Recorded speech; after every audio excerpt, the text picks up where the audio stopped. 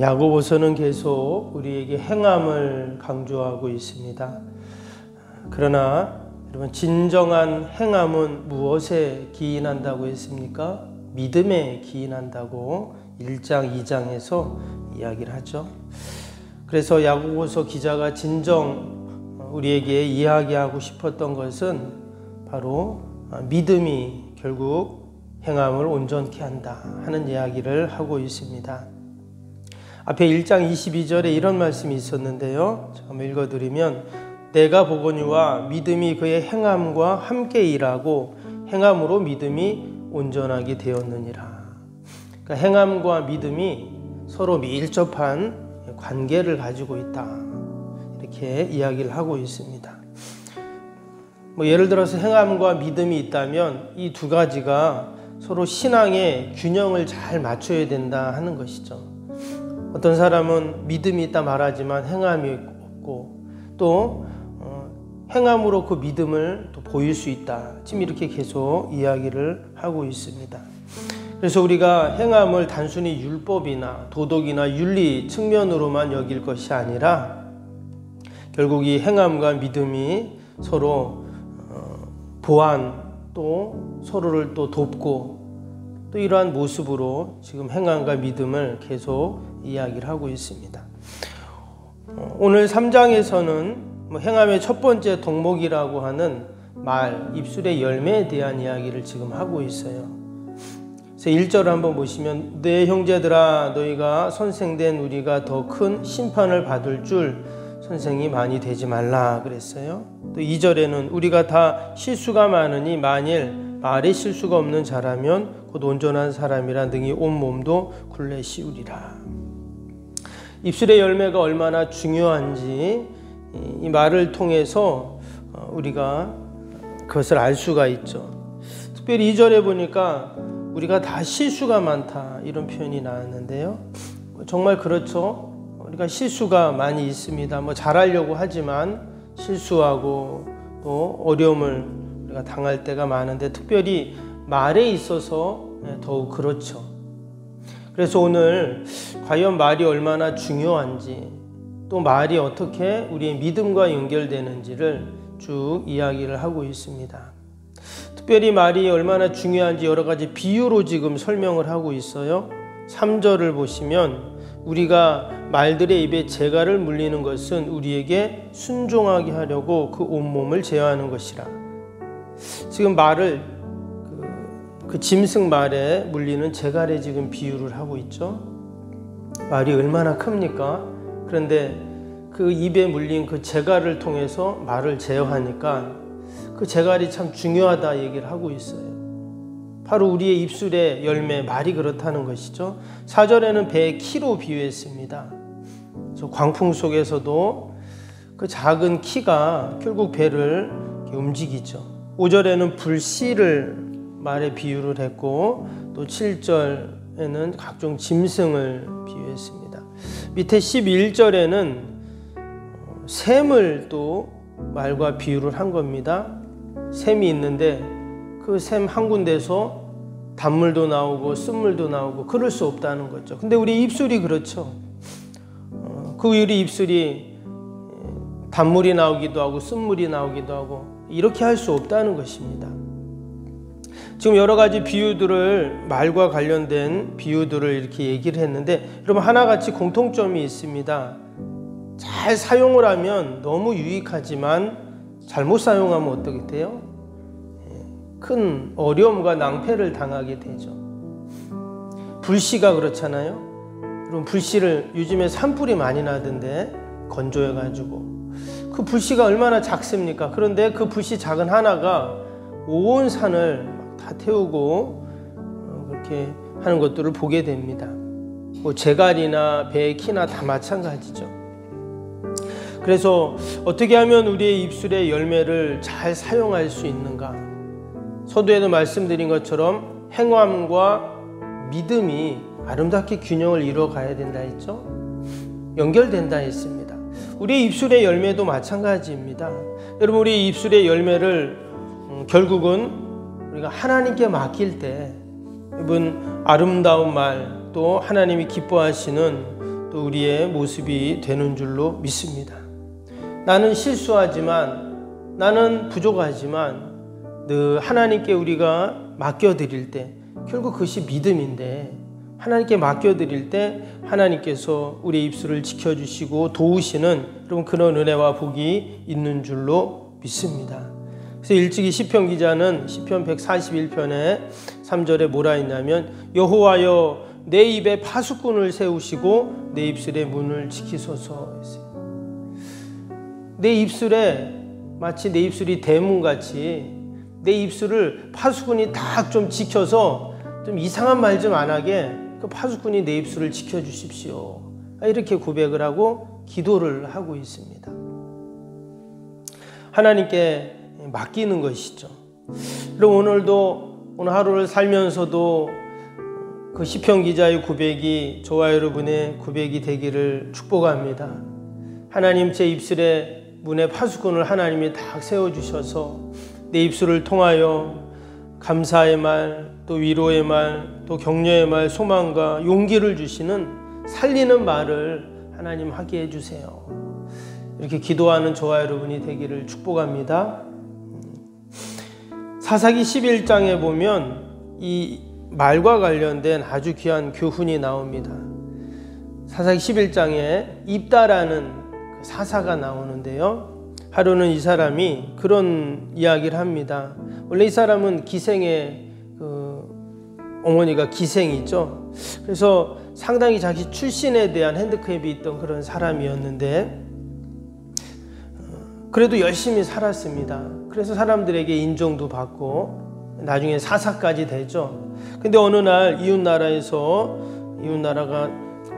쳐들어왔죠, 이스라엘을. 그랬더니 사람들이 입다에게 당신이 나가서 좀 전쟁을 이끌어 달라고. 그래가지고 입다가 나갑니다. 근데 그가 백성들 앞에서 어떤 얘기를 하냐면, 그래, 내가 이번에 정말 큰 공을 세워가지고 정말 사람들에게 인정을 받고 해야 되겠다, 그런 기회로 삼아야 되겠다라고 생각하고는 사람들에게 내가 이번 전쟁에서 나가 승리하고 돌아올 때 나를 맞이하는 사람에게 내가 하나님께 그 사람을 희생제물을 번제로 드리겠다, 이런 호언장담을 합니다. 왜 그런 말을 했는지 알 수가 없어요. 그런데 전쟁 나가서 이기고 왔죠. 근데 그를 가장 맞이한 사람이 누구였습니까? 그의 딸이었죠. 그의 무남동료 딸이었습니다. 근데 그가 하나님 앞에서, 백성들 앞에서 그 한 약속이었기에 그는 그 약속을 지켜야 했습니다. 성경에 보면 그가 가슴을 찢고 옷을 찢고 슬퍼했다, 그런 얘기가 나옵니다. 여러분, 자신의 말에 그가 책임을 져야 했기에 결국 그가 했던 그 말, 결국 그 말이 자기에게 돌아와서 그런 어려움을 당하고 사랑하는 딸의 목숨을 잃게 되는 너무나 가슴 아픈 그러한 이야기입니다. 우리가 오늘도 하나님께 우리의 입술을 맡겨드려야 하는 이유가 여기에 있습니다. 2절 말씀처럼 우리가 다 실수가 많으니, 우리는 다 실수가 많고 연약합니다. 그래서 오늘도 우리가 하나님의 말씀을 듣고 그 말씀에 생명이 있고 능력이 있음을 우리가 알고 그 말로, 하나님의 주신 말씀으로 여러분 우리가 오늘도 말하고 살아가야 할 줄로 믿습니다. 때로는 정말 말들의 입에 재갈을 물리는 것처럼 하나님, 내 입술에도 재갈을 물려달라고, 하나님 내 인생의 배의 그 키를 하나님이 꽉 붙잡아 달라고 우리가 이렇게 하나님 앞에 여러분 기도해야 할 줄로 믿습니다. 그러면 하나님께서 우리를 도와주시고 정말 우리의 입술을 통해서 날마다 그 생명의 역사들이 이제 흘러나가는 여러분 그런 은혜와 복이 분명히 있을 줄로 믿습니다. 오늘 13절부터 뒷부분에 보면 이러한 하나님의 그 지혜를 우리가 얻고 이 땅에서 살아가야 함을 이야기합니다. 특별히 17절 보세요. 뭐라고 했습니까? 오직 위로부터 난 지혜는, 여러분 위로부터 난 지혜는 말씀을 말하는데 그것이 성결하고 다음에 화평하고 관용하고 양순하며 긍휼과 선한 열매가 가득하고 평강과 거짓이 없나니 화평하게 하는 자들은 화평으로 심어 의의 열매를 거두느니라. 우리가 하늘의 지혜를 얻어야 하는 이유가 여기에 있죠. 오늘도 우리가 이 새벽에 기도할 때 하늘로부터 얻는 그 지혜로 여러분 우리가 충만해야 할 줄로 믿습니다. 우리가 기도할 제목이 많이 있지만 특별히 하나님 나에게 하늘로부터 내려주시는 지혜를 주옵소서. 우리가 이렇게 기도를 해야 됩니다. 그러면 하나님께서 그 귀한 하늘의 지혜로 우리가 오늘 하루도 승리하는 여러분 그러한 은혜와 복을 주실 줄로 믿습니다. 우리 주신 말씀 생각하면서 또 우리 금요일 기도 함께 하겠습니다. 76번부터 90번까지 기도입니다. 76번부터 90번까지 새 성전 건축을 통해 주님의 지상명령을 수행하게 하옵소서. 아멘. 복음의 능력으로 사람을 살리고 세우는 거룩한 공동체로 쓰임받게 하옵소서. 아멘. 선교, 구제, 봉사, 섬김이 새로운 공간을 통해 역동적으로 펼쳐지게 하옵소서. 아멘. 사도행전을 꿈꾸고 이루는 위대한 교회로 세워지고 쓰임받게 하옵소서. 아멘. 성도들의 간절한 기도와 눈물의 헌신으로 든든히 서가는 교회가 되게 하옵소서. 아멘. 주일을 온전히 성수하며 온전한 11조와 헌금을 드리는 성도가 되게 하옵소서. 아멘. 교회 모든 일꾼들이 성령과 지혜와 믿음과 은혜가 충만하게 하옵소서. 아멘. 온 성도들의 마음과 생각이 하나 되어 건축 과정에 큰 힘이 되게 하옵소서. 아멘. 온 성도들이 교회에 대한 사랑과 긍지로 새 성전 건축을 이루어 가게 하옵소서. 아멘. 분열의 악한 영이 틈타지 않게 하시고 건축하는 과정 가운데 실족하는 사람이 한 명도 없게 하옵소서. 아멘. 새 성전을 통해 하나님의 기적 같은 사역이 펼쳐지게 하옵소서. 아멘. 생명력 있는 복음의 역사가 나타나는 부흥의 진원지가 되게 하옵소서. 아멘. 세계를 품고 열방을 위해 기도하는 공간, 거룩한 소통의 공간이 되게 하옵소서. 아멘. 성도들의 벅찬 마음으로 새 성전에 임할 하나님의 영광을 소망하게 하옵소서. 아멘. 하나님의 꿈과 비전이 아름답게 펼쳐지는 것을 다 함께 누리게 하옵소서. 아멘. 예수님의 이름으로 기도합니다. 아멘. 사랑과 은혜가 충만하신 하나님 아버지, 오늘도 우리가 하늘로부터 내려주시는 지혜를 얻어 오늘 하루도 승리하는 복된 하루가 되게 하여 주옵소서.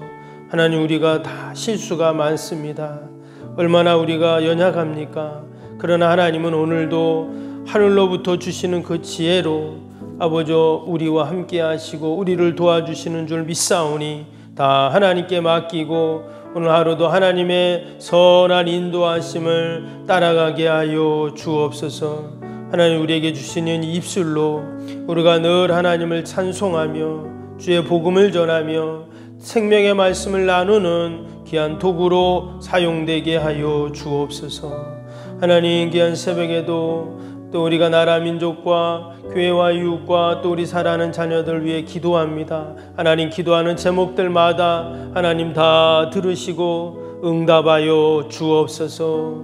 나라 민족 하나님이 어렵고 힘든 때에 하나님께서 대통령 위정자들에게 지혜를 더하여 주시고 또한 우리 한국교회를 긍휼히 불쌍히 여겨주시어서 아버지, 우리가 더 민족을 끌어안고 함께 기도할 수 있도록 함께하여 주옵소서. 하나님, 오늘도 우리 연약한 육신 또 우리 병사인 환우들 하나님 다 돌봐주시고 늘 강건케 하여 주시옵소서. 이 새벽에도 연약한 육신 붙잡고 나왔습니다. 주님 피 묻은 손으로 만지셔서 날마다 회복되는 강건해지는 은혜가 있게 하여 주옵소서. 아버지, 오늘도 우리 가정 요양원 또 우리 자녀들 어둠의 영들이 일절 틈타지 않도록 늘 하나님 천군 천사 보내셔서 안위하여 주옵소서.